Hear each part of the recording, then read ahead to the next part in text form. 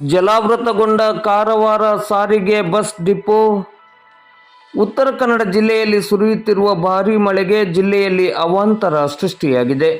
ಕಾರವಾರ ನಗರದ ಹಬ್ಬುವಾಡ ರಸ್ತೆಯಲ್ಲಿರುವ ಕರ್ನಾಟಕ ರಾಜ್ಯ ರಸ್ತೆ ಸಾರಿಗೆ ಸಂಸ್ಥೆಯ ಸಾರಿಗೆ ಡಿಪೋ ಜಲಾವೃತಗೊಂಡ ಘಟನೆ ಇಂದು ಮಂಗಳವಾರ ಬೆಳಗ್ಗೆ 7:30 ಗಂಟೆಗೆ ನಡೆದಿದೆ.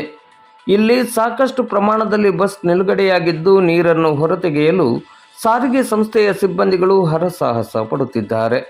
ಕಾರವಾರ ನಗರ ಸೇರಿದಂತೆ ತಾಲೂಕಿನಾದ್ಯಂತ ಭಾರೀ ಮಳೆ ಮತ್ತೆ ಮುಂದುವರೆದಿದೆ.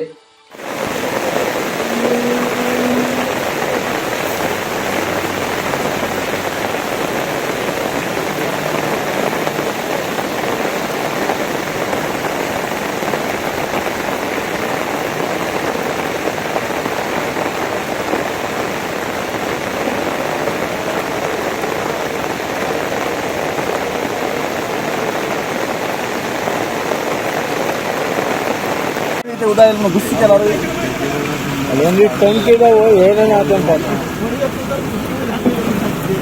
पूरा खुला ने और इसका ये तो हमके तो का बना रहे कि तुम काटना तो मगर